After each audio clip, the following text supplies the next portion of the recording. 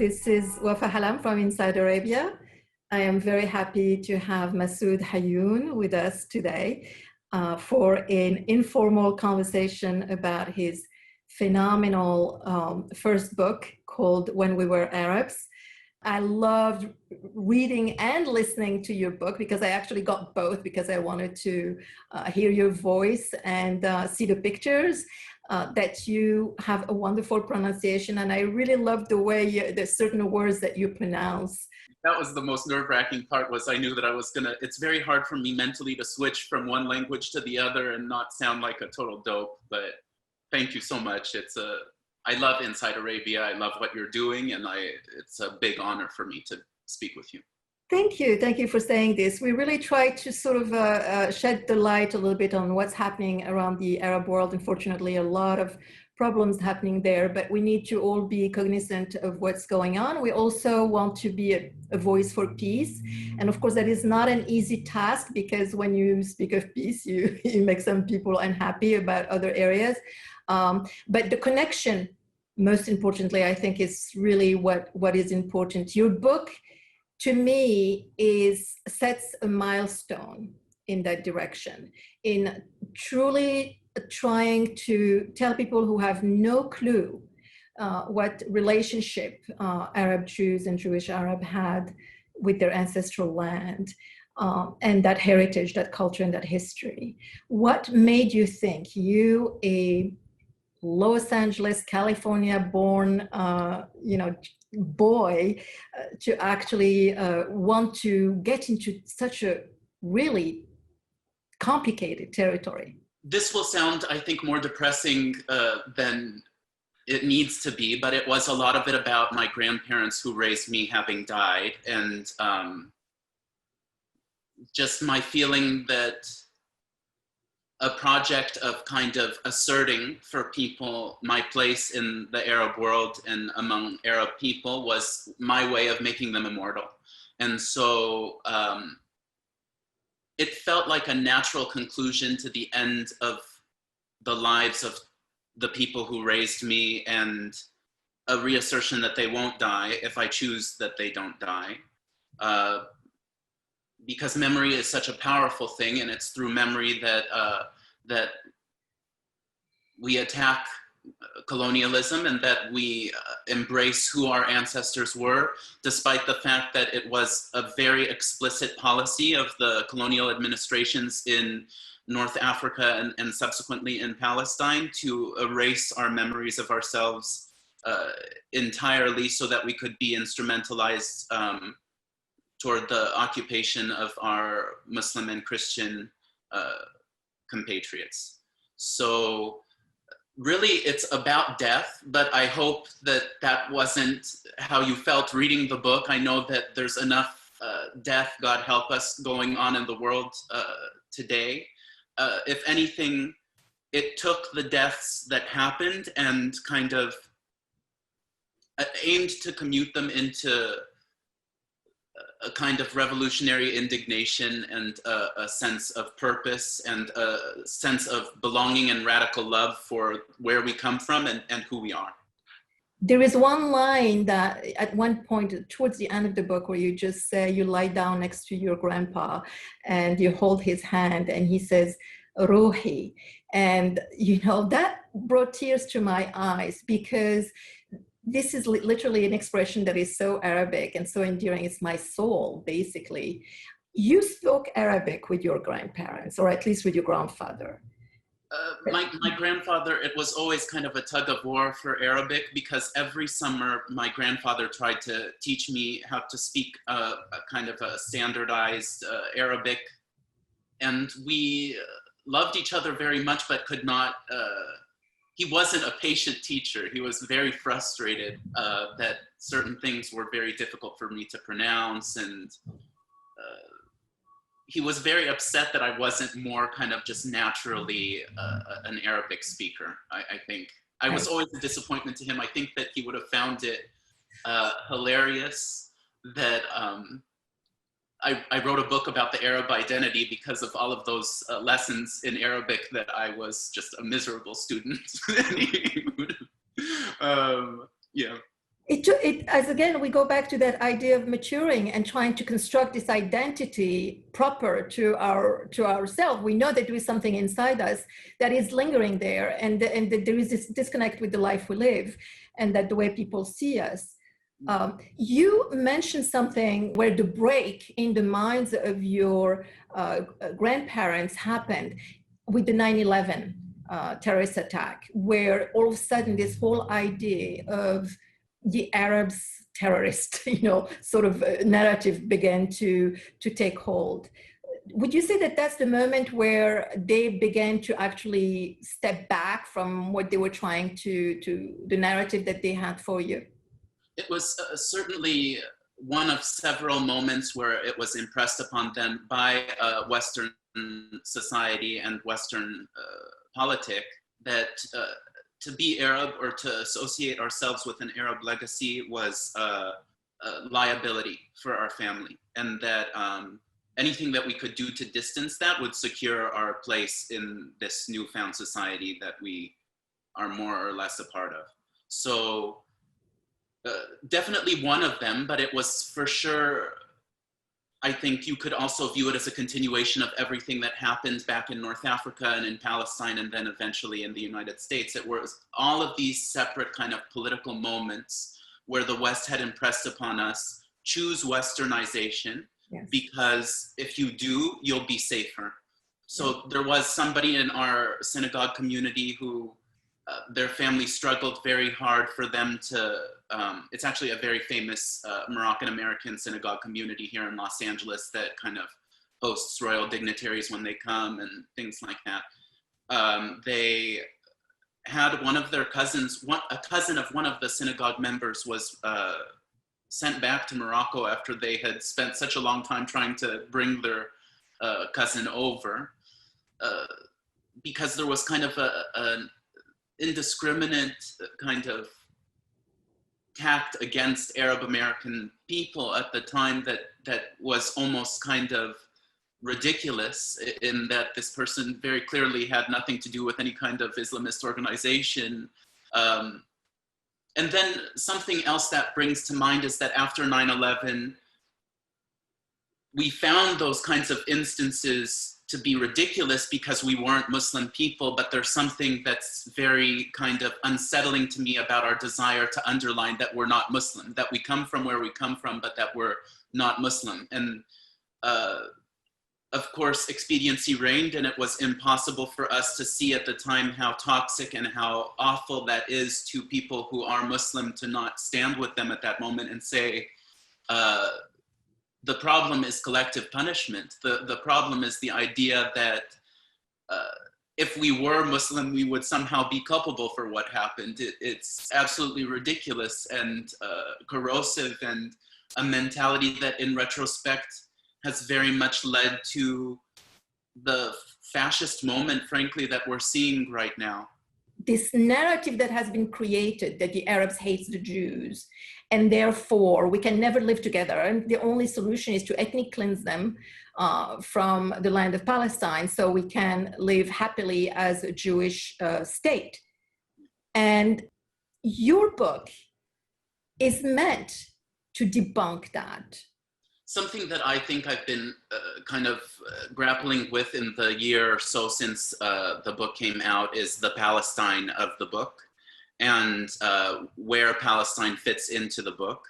I think I obviously had a very clear point of view that I wanted to share with people about Palestine when I wrote When We Were Arabs, but then so many things happened, I think, since publication that really underlined for me a view that I've always had, that this isn't a Palestine book.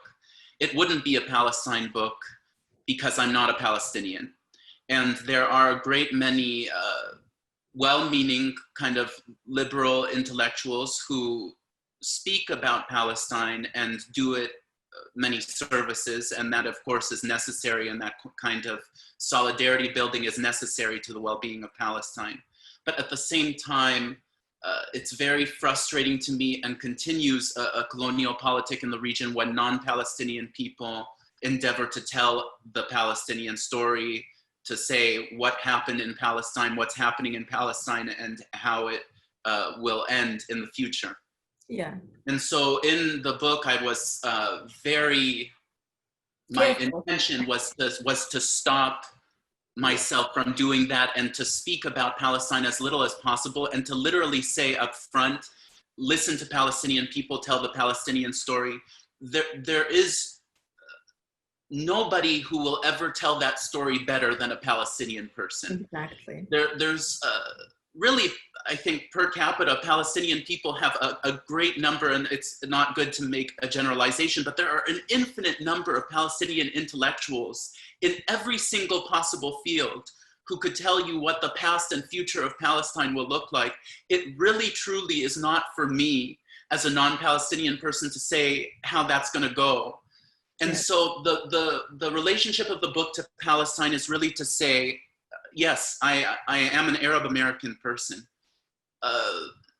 Don't listen to me tell anything about Palestine. It's not because I'm Arab American or because I'm Jewish that I can say anything about Palestine that a Palestinian can't say better. Right. It's also not because I'm Arab that I support Palestine. Right. The fact that I'm Arab American adds urgency to the fact that I support Palestine, because Palestine is a central part of Arab liberation. Right. But I support Palestine and Palestinian liberation based on humanitarian principle alone, based on universal human rights alone. There's no kind of feeling of ethnic solidarity that leads me to support the liberation, the life, and the dignity of Palestinian people. That would be kind of besides the point, really. Yes. I totally get it. I mean, I understand. It's really a loaded question. And I know that it had attracted you quite a bit of criticism from many quarters, you know, as being a self-hating Jew, that you were anti-Semitic and all that. I mean, I think we're all grappling with that. I think it comes down to one of the points that I wanted to hammer home in When We Were Arabs, that of course, back in our countries, there were instances of anti-Jewish hatred and violence. The assumption that the people who perpetrated that violence and discrimination are more Arab than I am, or that their anti-Jewish behavior steals from me my Arab identity, is a ridiculous and kind of illogical idea. Yes. And by the same token, the Arab leaders who don't stand in defense of Palestine, for example, not to name names, but I think we're all thinking the same thing right now, they don't represent Arabs. Exactly. They don't represent the Arab grassroots. Yes. So to me, anybody who professes to speak on behalf of the Jewish people and say, this is what Judaism is, and this is the opposite of Judaism, or this is what is anti-Jewish, I'm skeptical. By the same token, and because this is a universally held belief, anybody who tries to tell me what Arabness is and does it in a way that I find to be genocidal and blind, I don't accept it. I wouldn't. Well, that's what I appreciate so much in your book, is because you focused on how it makes you feel, on your choice to be what you want to define your identity to be, which is a cluster, which is really an incredible, complex construct. We all are. It's debilitating sometimes to have this conversation of what is what. And I think it is, as you point very well in your book, you say it's also a choice because you choose to value and validate a culture, a language, a history, a heritage. And that this is what really I would like also all of us to do for the Arab people, who are very often voiceless. We want to speak for the Arab people, and you're part of the Arab people, as I am. And I think your voice is valuable for that reason. I just admire you, and I really love what you've done. Oh, my sister, it's to have a Moroccan American woman say this to me, I think is I couldn't have imagined it while I was writing it. So it just, and to have a publication like Inside Arabia that's doing such important work, especially at this juncture in world history and international fascism and autocracy, is just an immense honor. I think there are so many people who identify with so many different legacies, who have, many of them, taken issue with the fact that I, as a Jewish North African, identify with an Arab legacy. I will tell you, I mean, across the board, there have been, everybody has an opinion and everybody has like a family story to tell me, and that's wonderful. My experience of the people, so this, I definitely support any kind of movement for socioeconomic parity and strength among people all over the world. The movement for Amazigité, 100% with everyone. If you're a Lebanese who identifies with a Phoenician cultural legacy, I love you. If you are a Tunisian who identifies as Carthaginian or as Amazigh, good. Right. Interrogate, though, if you choose not to identify with the Arab cultural or ethnic legacy because colonialism has turned Arab into a racial epithet. I think that I'm totally fine with people who oppose Arabism in the sense that if it has done any kind of harm to their family historically, of course, you have no reason to choose that identity. I'm with you. Is part of your calculus the idea that everything Arab, that the word Arab is awful? Right. We never have an opportunity to ask ourselves what constitutes Arabness. The Arabness that I'm talking about is a modern kind of, it's an Arabness that has been built by people in the modern era who are looking at our cultural legacy and saying, is Arab a DNA, racial, blood-based thing? No, I don't believe in race. Yeah. I don't believe in taking DNA tests. I believe that anthropologists, the preponderance of them, say that race is not the science that we make of it. I don't believe in racial science because racial science is a Nazi eugenicist enterprise. I believe in Arabness precisely because of the people who feel like they don't call themselves Arab because they hate Arabs. Right. Why? Why do you hate Arabs? When in history did Arab become a four-letter word to you? Right. Exactly. So yes. It's really a counter identity. It's the pride in that identity is a pride, of course, in our cultural legacy. It's a pride in people who don't look anything like me or my family. There are so many people of every single skin shade in the entire Arab world, of so many different cultures. As you know about Moroccan dialect, it doesn't really resemble any other language in the Arab world. The clothes that we wear, the food that we eat, yes, are so diverse. And yet every single time I meet somebody from Oman to Lebanon to anywhere in the Arab world, there's a sense of family that reminds me of where I come from and where I'm going. Yes. And that's how I identify as Arab. I have absolutely loved your book. I highly recommend it because I think it's unlike anything I have ever read before. And I read it within a book club who they all said exactly the same thing, and been reading tons and tons of books. It's really something that is, I hope, will be followed by more. You're a great talented writer and a great storyteller. Thank you so much, Massoud. And please, my best wishes to your mother, to Nadia. I hope to meet you in person one day. Absolutely. You're always welcome. Our home is your home.